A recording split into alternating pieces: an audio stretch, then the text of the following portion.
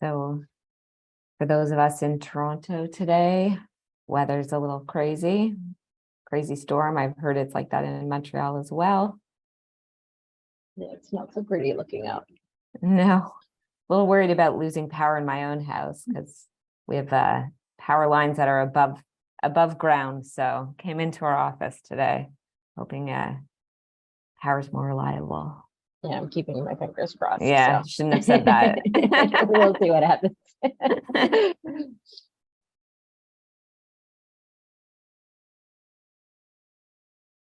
Always at the mercy of the tech gods and power gods. Don't give any spoilers. Yeah.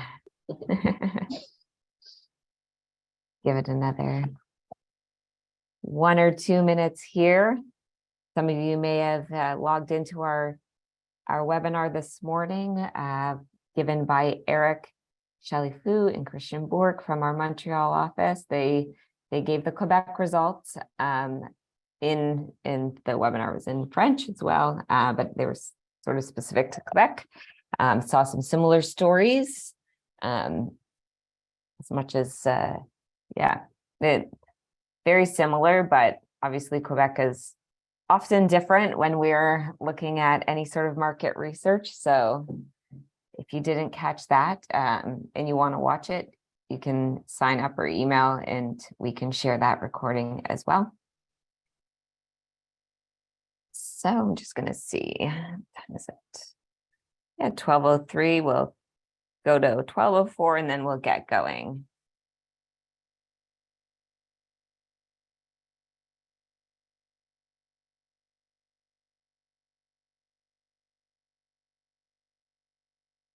Oh, all right, we can begin. So welcome everyone.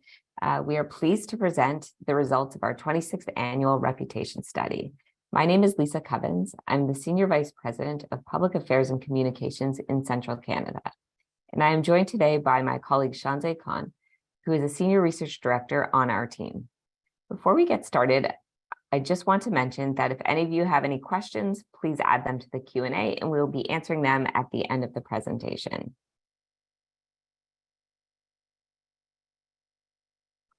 All right, so to give you a refresher, our 2022 reputation study results highlighted the collective crisis experienced by Canadian corporations over the past decade. The top score last year was 73 versus a top score of 91 10 years earlier. Our goodwill was on standby. What we presented in 2022 amounted to a challenge for companies to rebuild weakening relationships that were leading to a decline in reputation scores. So what happened this year? Oh, sorry. Shanze is going to take us through the context surrounding this year's reputation story. Thanks so much, Lisa. So I'm just going to start us off to get a little bit of background in terms of, our reputation results this year, some of the macroeconomic factors that are, shaping the results of our study. Of course, none of our studies take place in a vacuum. They reflect broader societal trends. In the last couple of years, as everyone knows, COVID-19 was top of mind world over, and no study that Leger did or any market research firm did was complete without mentioning COVID. Without contextualizing our data within the pandemic. However, now, as it recedes in importance, there have been some other worries that have sort of overtaken it, and there are no points for guessing. It's largely around inflation, affordability, and cost of living. So here we're showing essentially the consumer price index. This is an annual review of the price change year over year. And this is in StatsCan data, and what it's really showing is a 40-year historic high since 1982, where the annual average CPI rose 6.8% in 2022. Now, CPI is one of the most commonly used indicators of inflation. And so it really, what it does is it reflects the changes in prices that Canadians are experiencing. Just as a note, this is a headline CPI, not core CPI, meaning that it includes some of the more volatile subsegments like food, like energy. to really show the key price pressures that are underlying inflation. You know, a 6.8% increase following increases of 3.4% in 2021, 0.7% in 2020. It really means that Canadians are feeling this on a day-to-day. If we look at this next slide, what we see here are three of the sector where prices have increased the most. So there's transport at 10.6% increase. There's food at 8.9% increase versus 2.5% in 2021. And then there's shelter at 6.9% increase versus 3.9% in 2021. And shelter includes rent, mortgage interest cost, among some other components.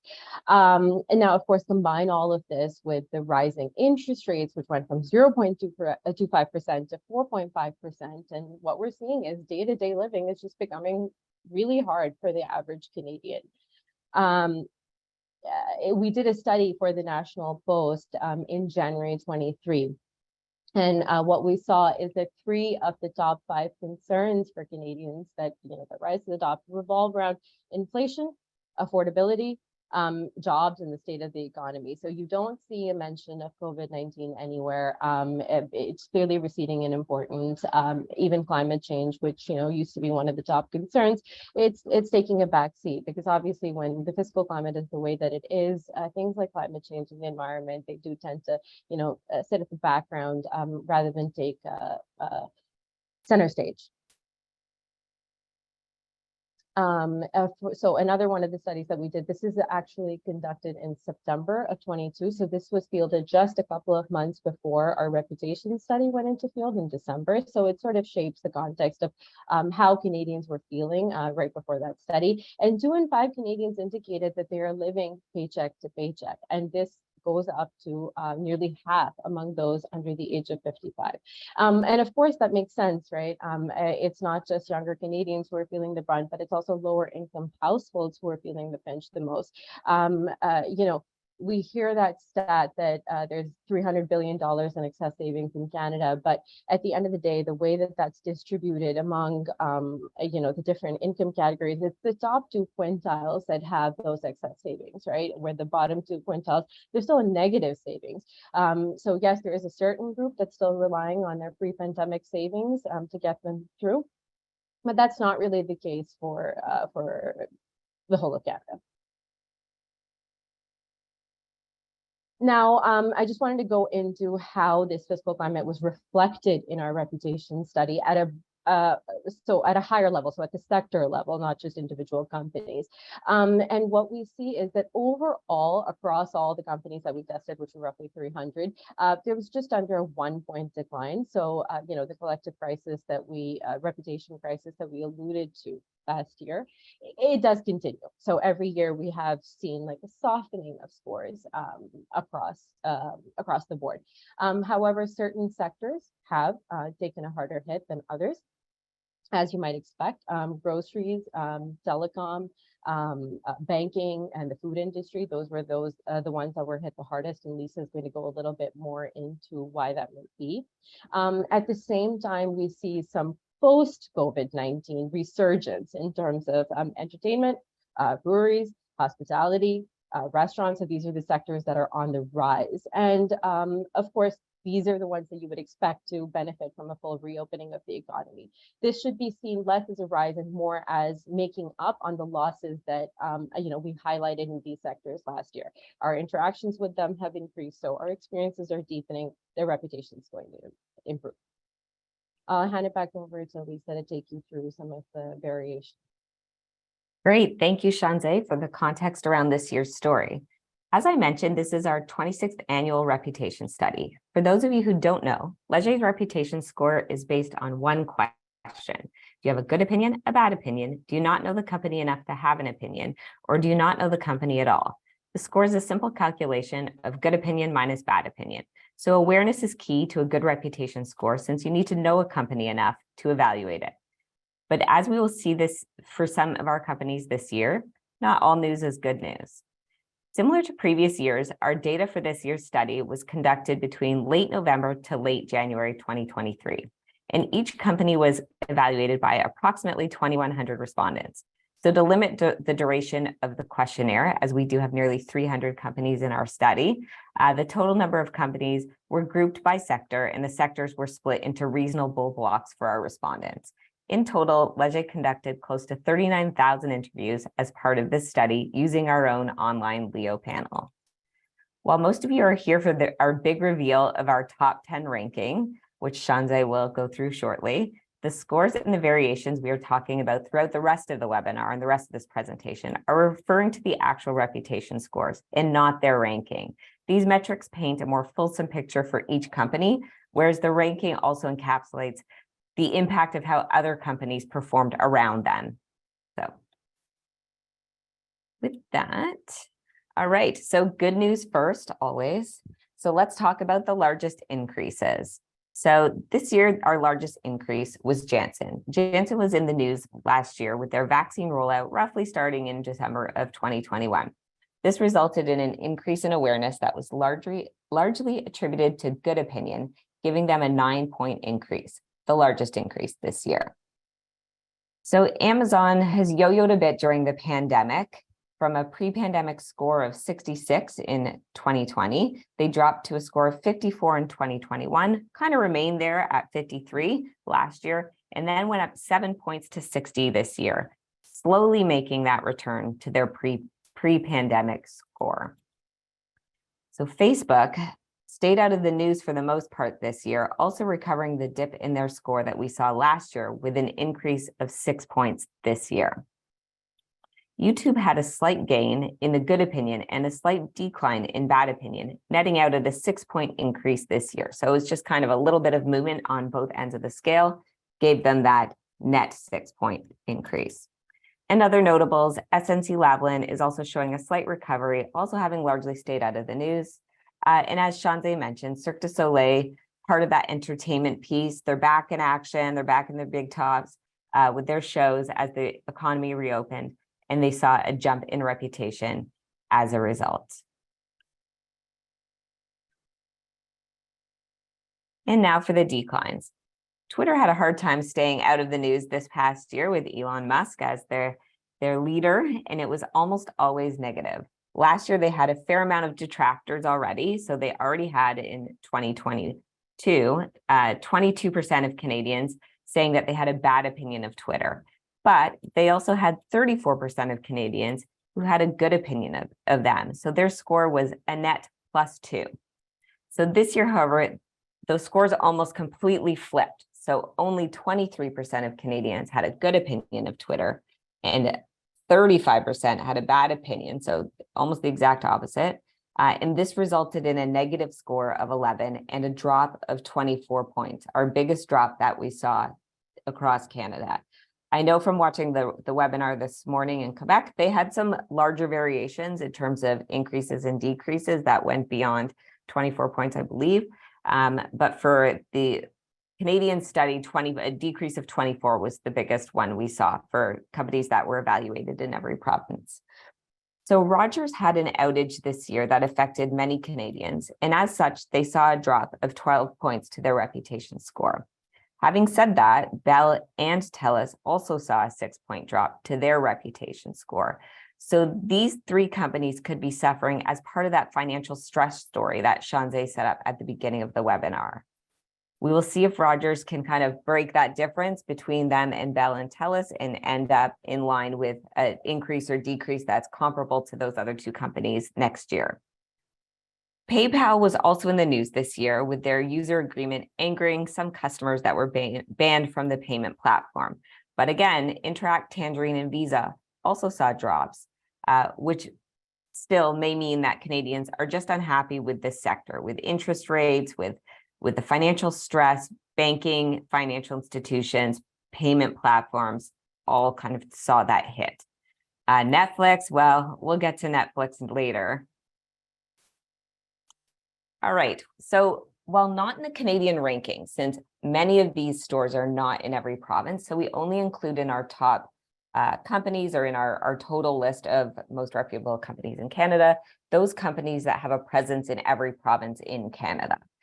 So a lot of the grocery stores have only presence in some of the provinces or most of them, but not all of them. So we typically don't include them as part of our Canadian ranking. But we did feel that it was important to look at the story in terms of the changes year over year. So essentially comparing apples to uncover this story. The bigger, more premium grocery stores, such as Loblaws, Sobeys, Metro, and Whole Foods, all saw declines in their reputation scores this year. Meanwhile, the discount or savings-oriented retailers, such as Food Basics, Winners, Walmart, Dollar Tree, Dollarama, they saw increases to their reputation scores. So this highlights that the increasing importance for that value for money for Canadians. Oh, the fall of Netflix. You can see on the left a tweet from 2017, when everyone also still liked Twitter, wherein Netflix declared that love is sharing a password. Well, that tweet didn't age very well. Last year, Netflix had a reputation score of 69, with only 6% of Canadians saying they had a bad opinion of the company. Late last year, news started to unfold that they were exploring possibilities of advertising and/or a crackdown on password sharing, and their reputation score suffered with a 9-point decline as a result. In February of this year, they rolled out new fees for password sharing in Canada. And since our data collection for this year's study was completed, but our curiosity was piqued, we went back into field to see how Canadians viewed the streaming service post-password crackdown, and the results were not good for Netflix. Their score dropped a further 22 points, making the total drop so far 31 points for Netflix.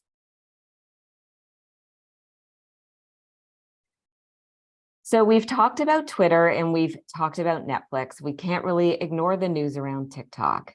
TikTok wasn't on our list in previous years, but their debut was not great, with a score of -11 in December. So just to recap on how our scores work, we subtract bad opinion from good opinion, which means that technically the scores can range from a -100 to a +100 score. A positive score of 100 means that everyone knows your company and everyone has a good opinion of it, while a score of -100 means that everyone knows you, but they all have a bad opinion of you. So back to TikTok. Their debut on our list was late last year, and they started with a score of -11. Since December, TikTok has been in the news more, with the Government of Canada banning the app from employee phones, and some companies have even followed suit. Again, we wanted to see how this would affect them, so we went back into field and saw that the score dropped further to -16. Within that, there's a generational divide, with younger Canadians having a less negative opinion and Canadians who are 55 plus having a very negative view of TikTok. In December, for the 18 to 34 group, the score was still on the positive side with a +10. But as you can see that over the last 3 months, the score dropped further to a -3. So even among that core group, the 18 to 34-year-olds who are really into TikTok and really using it most often, as we saw in our youth study, they still, the bad opinion is overriding the good opinion. So lastly, travel was back in a bigger way in 2022, and this resulted in a bit of chaos with flight cancellations, lost luggage, and delays that affected both of our major airlines, Air Canada and WestJet, equally, with a drop of 6 points for each. So similar to the grocery stores, airports are also so regionalized that we don't report the scores because they aren't in every province, and people don't generally access all airports across the whole country. But it is worth mentioning that the airports took a really big hit this year. The average change in their reputation score was -5, with one airport dropping a total of 45 points, which exceeds the drop that we saw for Twitter on the larger scale. I will now hand it back to Shanze for the moment you all tuned in for, the top 10 ranking. Thanks so much, Lisa. Yeah, the moment everyone's been waiting for. I guess why everyone joined. The pandemic changed a lot of things, and I guess this webinar is one of them. A few years ago, this would have been done in person, and we could have handed out, our trophies. But at least this year, while we're doing it online, it's accessible to a lot more people. We have a lot more tuning in. So I will get started with number 10.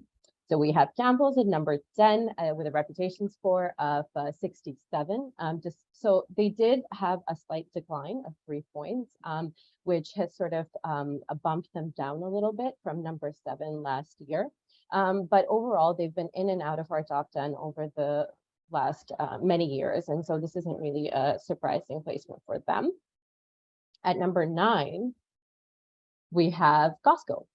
So clearly enhanced savings are resonating with Canadians because Costco is now in the top 10 this year, and it's moved up 4 positions from number 13 last year. This just goes back to, the whole value for money. What are businesses offering to Canadians? How are they helping them get through this, this new crisis that we're all facing? And Costco, sort of meets the bill on that one. At number 8, we have Home Depot. So with a reputation score of 69, they've gone up 2 points since last year when they were actually at number 12. And even in the previous 2 years, they were at number 15, number 18. So they have sort of been capitalizing on, all of the home improvement that was done during COVID. And they've just been moving up the ranks after the decline that they experienced in 2020. At number 7, we have Dollarama.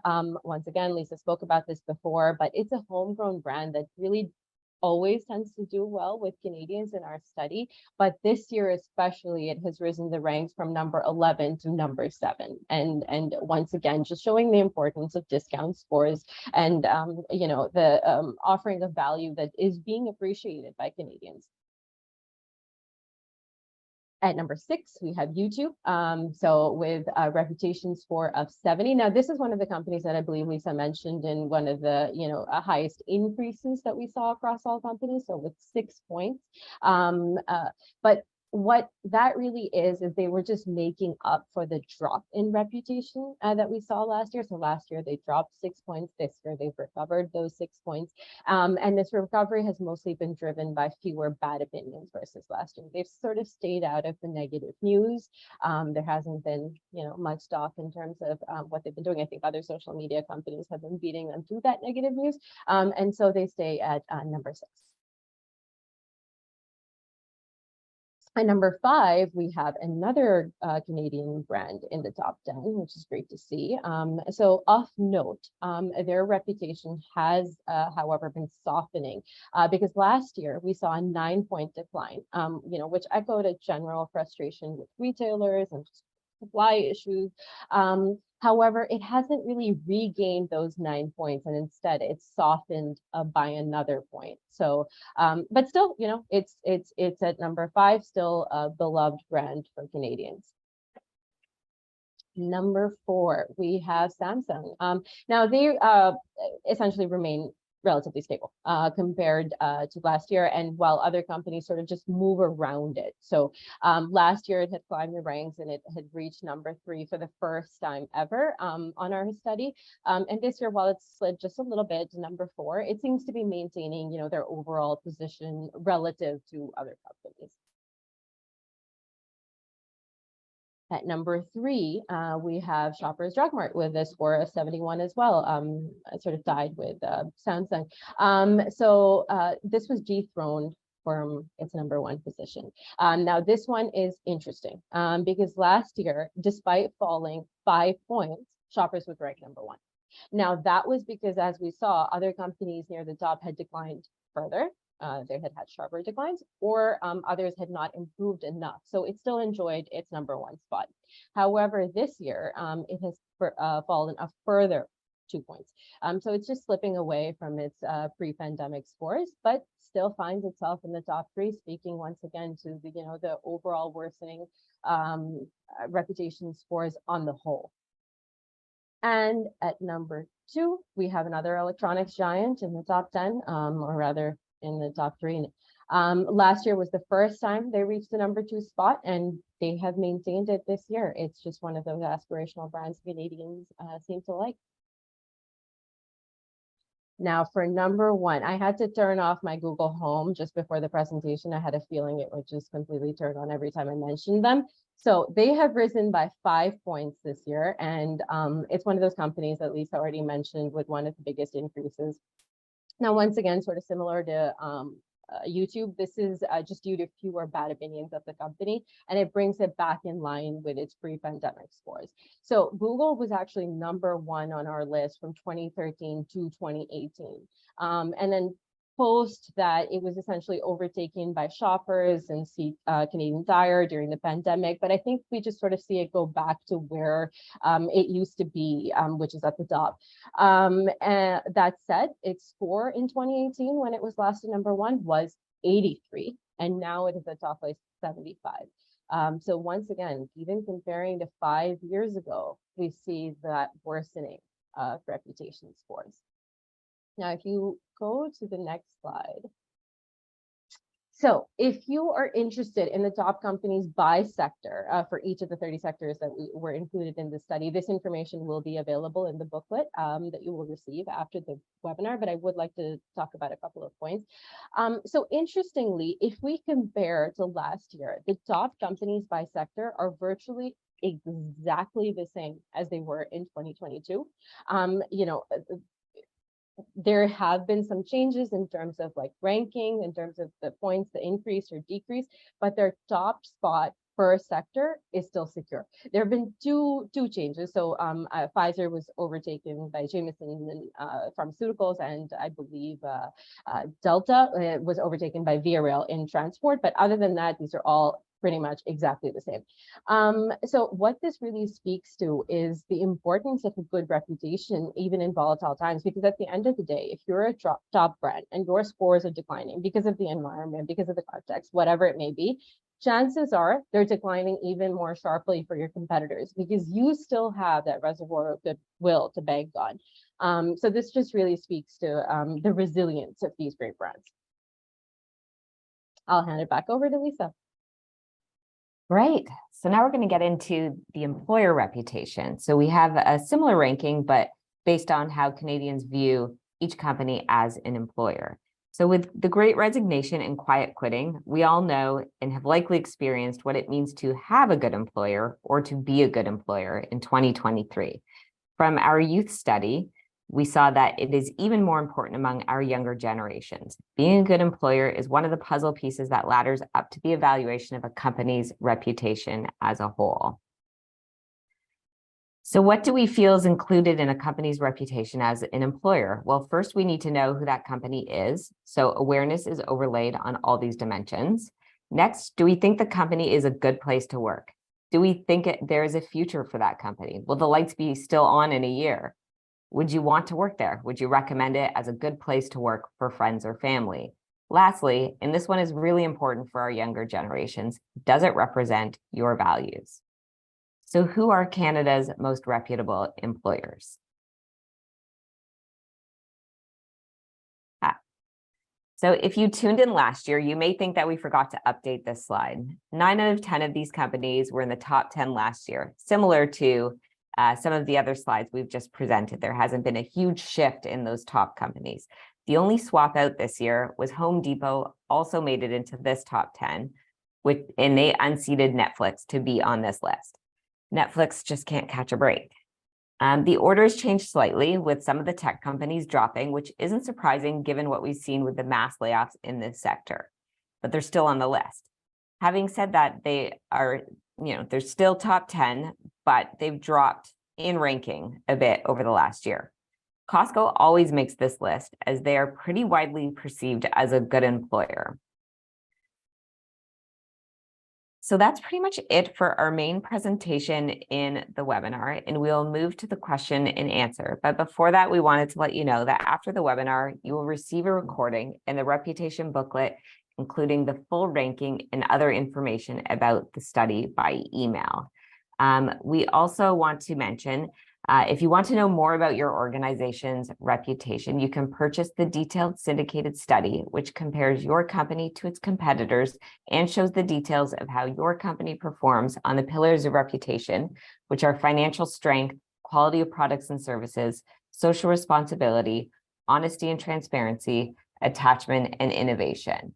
So you can either choose the study for across Canada if your company is just in Quebec. Well, you probably would have joined us for our webinar this morning, but you can also buy just Quebec or just Ontario, for example, or just BC. So we customize it within this syndicated piece. We also offer to some of our clients a diagnostic study. Well, to anyone who wants it, actually, not to just some of our clients, but some of our clients buy the diagnostic study, which you can dig a little deeper and get into really the key drivers of reputation in a more detailed approach, and also customize the sample that we're looking at. So let's say you are only in certain provinces across Canada, you may only want to talk to people in those provinces. Or for example, you're something specific like a hospital or a university. Our reputation model is really applicable across the board. And yeah, we're happy to answer any questions you have about that. So I'm just looking at some of the questions. So feel free to write them in the chat if you haven't asked them already. I see a few questions here. So our first question was, do you refer to Facebook or Meta? For this study, we are still referring to Facebook. And the next question, I'm gonna maybe ask Shanze to do a little digging on the side. So our score for Tim Hortons took a big hit in 2018, then recovered some, but not much. What was the score and ranking this year, and any context on how positive and negative opinions have changed? So we can look into those differences in scores, but we did see, like was mentioned in this question, a big hit in 2018, and then a slow recovery, but they haven't made it back. Tim Hortons is one of those Canadian companies that was in our top 10 for years. They hit a bit of a crisis with the Ontario minimum wage going up in 2018, and then making some changes to their own employee policies, including like unpaid breaks, I believe, and some changes to sort of offset those minimum wage increases. So they took a major hit. Like, even though it was an Ontario-based story, it really made the news across the country. And so it's taken them a while to get out of the hole on that one. So how did they do this year, Shanze? Did you find it? Yep. So they're at a score of 57 and they're still ranked at 31. They really haven't made that recovery to, before 2018, it was a score of 78. So they had a really huge decline in 2018, and since then either they've made small gains, or then the year after that it's declined a little bit further, and they sort of lost that headway that they made. So they're still hovering at 57 instead of a 78 that they had seen. I think it's going to take them a while to get back to where they used to be. And the way that this is like distributed in terms of good opinion and bad opinion is that 73% have a good opinion of Tim Hortons, but there's 16%, which is a decent proportion, that have explicitly have stated that they have a bad opinion of it. So this isn't really driven by a lack of awareness or an indifference, because you only have 10% saying that they don't know Tim Hortons well enough to rate them. This is really the disconnect between the good and the bad opinion, unfortunately. Thanks, Shanze, for looking that up.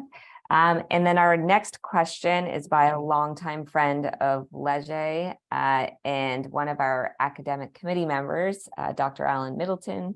And he asks, what was the average score for all of the 299 companies in the reputation study? No, the average variation, I think, was -1, but do we have the average score overall, Shanze? The problem with giving the average score is that there's like a lot of sort of, outliers, and there are some which were so negative. So for example, TikTok, as we saw, that it sort of washes out. So I think the average score would be something like 25 or something of that sort. But that's because there are so many that are in the negatives that they're just sort of skewing the data. If you want to know, for example, the top, let's say 20, the average score is roughly 67. Which has dropped obviously in the last 5 to 10 years. But yeah, overall it would be a little bit meaningless, but it would be roughly 25. Yeah, that huge drop we saw from 10 years ago, or now 11 years ago, with a top score of 91 Exactly. for our top spot, to the top score last year, which was 73. Not much has changed. Where our top 10 still have scores around those ranges. And in fact, the top score this year wouldn't have even made the top 10 years ago. So it's quite interesting to see that whole shift. And I don't know if we'll ever get it back. I don't know if we'll ever get to those big scores that we used to see when we were maybe a little less jaded and didn't just come through a pandemic. Our next question is, are the findings based on all companies within Canada, or those who specifically submit their profiles to be examined? That's a great question. So what we did to first start this list, it wasn't a pay to play kind of scenario. We asked Canadians an open-ended question on our omnibus studies, and we asked it a number of times to make sure we catch them all. Name your top 3 most reputable companies in Canada, and we built the list that way. Obviously, over the years, we've added companies. We continue to ask that to refresh the list, and we keep adding companies throughout the year. It's an ongoing document that we make sure is up to date as companies change names and merge and maybe fall apart and close up shop. So we include the top corporations that we feel are in Canada. Do we miss the odd one here and there? Maybe. So we're always trying to keep on top of that. But it isn't just like some other lists. I know which ones you're kind of thinking of, that you're on the list because you pay or ask to be on the list or ask to be rated, but ours isn't like that. It's really equal opportunity for everybody. Does anyone have any further questions? I saw one other question come in terms of, why we don't see more Canadian companies in the top 10. And if you want me to answer that. Yeah, go ahead. So I think one of the things that the way we need to contextualize that is that we do see 3 Canadian companies in the top 10, which in general is positive news. For the other companies that you see that are not Canadian, it's more when we don't have an alternative for a Canadian alternative. There is no Canadian alternative to Google or to YouTube or to those tech companies or to those giant electronic companies. But where we do have one, whether it's Shoppers, whether it's Dollarama, whether it's a Canadian Tire, they do rise to the top. And then we have A&W also within the top 15. So the preference for Canadian or the preference for local is resonated overall. It's just that, when you have those global names that have so much equity and just have built such a huge brand name, of course, they're going to rise like to the top of the list. Great, thanks, Shanze. We have another question about whether or not we plan to add a reputation study for Canadian charities. So that's actually something we've batted around over the years. And essentially, the problem with doing a reputation study, not the problem, but a challenge with doing a reputation study for Canadian charities is that there are so many, and they are so regionalized, they are so specific. And we have obviously the big ones out there like Canadian Cancer. It's the only one I can think of right at this moment, but the charities span across all different sectors, like animal charities, health charities, hospitals, medical condition charities. There's so many, but we do actually run this study on sort of a custom basis for many hospitals, hospital foundations, and charities. And in those cases, we don't look at every charity across Canada, because that would be probably a bigger list than our corporate list.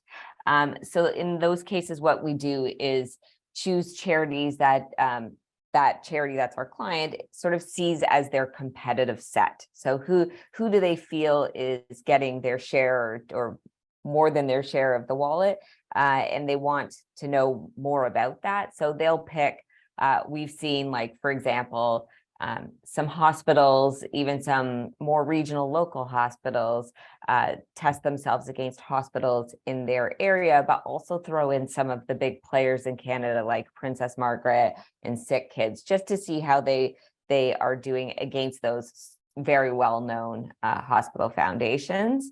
So yeah, all that to say, yes, we can absolutely run this model in the charity sector, happy to. Likely won't be releasing it in the same way that we do with our corporate reputation, because it would just be, we would miss too many. It would be really impossible to create an exhaustive list. Thank you for that question. So our next question from my CPRS friend, Julian Baudry, is there a trend with companies with a strong Canadian component versus international companies? Shanze, did you see a trend at all this year? This is the one that she mentioned that I had already answered, but Oh, yeah, okay, sorry. that was, yeah, no problem. Oh, we got that. Yeah. Okay, perfect. Thank you. I didn't scroll down. Dr. Alan Middleton, any plans to do a B2B survey amongst businesses? Again, this model is so customizable that we can certainly do any sector, any audience. So, and we often throw our reputation question in on other surveys that we conduct, and we have done it among business audiences for some of our clients in the past. For sure, it works for both. Is there a reputation study for public sector organizations or governments, or at least the federal, provincial, territorial governments? We haven't run that specifically, but again, it's something that could be customizable. We've done hospitals, we've done police services, so we've done in those different sectors. Have you correlated the reputation scores to sales growth or other metrics to show how reputation impacts companies? We definitely look at our reputation scores, and we look at looking at it compared to the stock market prices. So especially with Tim Hortons, it tracked exactly with the stock market price declines. Maple Leaf Foods is always our classic example. Although I will say that more recently, when I've presented reputation, some of the younger people in the room don't remember that Maple Leaf crisis, and it's making me feel a bit like a dinosaur. But for those of you who don't know, they had a pretty big listeriosis crisis many years ago. And theirs was a classic example or case study for reputation and how it tracks over time and how it tracked as they responded in the media. And if you don't know about that, it's worth looking up. There's many academic papers that have been written on that. And then the next question, are there home improvement companies, including Rona, Lowe's, Home Hardware, and Castle included in the study, Shanze? Yeah, so Home Depot, as you mentioned, was number 8, but other than that, Home Hardware, Rona, like that's more 40s to 50s. Their scores have been relatively stable. So Home Hardware is at 55, Rona is at 48. Rona did have a -3 decrease this year as well as last year. But again, that's after they saw that, increase in enhanced reputation in 2021 during the pandemic. So again, it makes sense for that, for these home reno stores to now start to soften.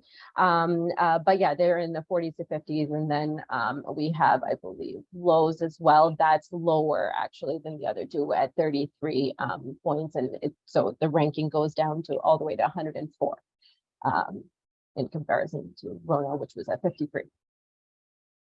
Thank you. The next question, which I can answer, can you clarify the employer portion of your study? Canadians who are not employees are ranking their perception of companies as potential employers. Yes, that is true. So all Canadians are ranking each of the companies as an employer. So it's your perception of how companies treat their employees. I feel like now that's even more public than it used to be.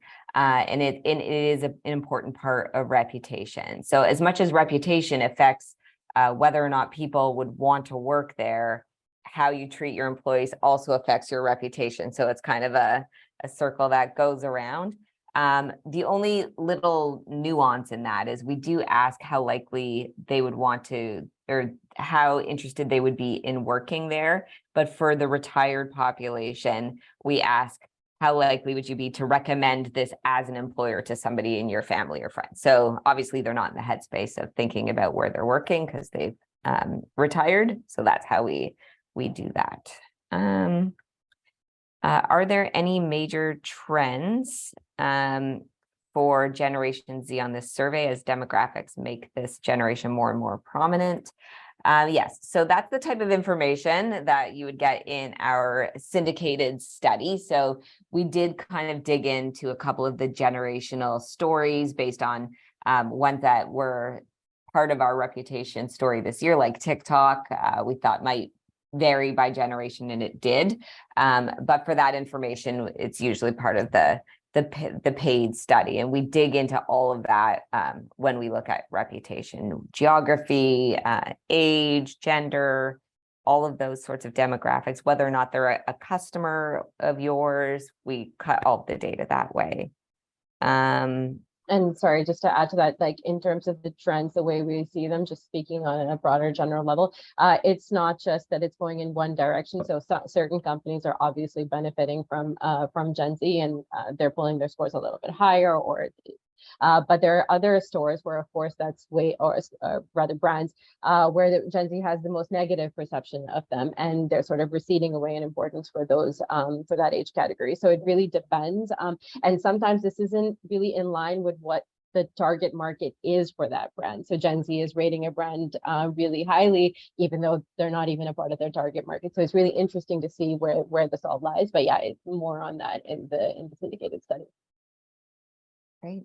And we had a comment that people still speak about the Maple Leaf crisis in our public relations class as an example of reputation and crisis management. It really will be interesting to see if anyone ever plays things better than Maple Leaf or has a better classic case, because it really is a great example. And yeah, it should live on because it was quite interesting. Any other questions? We're kind of hitting the end of our questions here. And unless no more popping up, no more mad typing in here. So yeah, so that pretty much concludes our reputation webinar for today. So we'd like to thank you all for attending. And as I mentioned, you will receive a copy of this webinar as well as our reputation booklet. Leave in an email either later today or tomorrow. And have a great long weekend, everybody. We're almost upon it. Bye.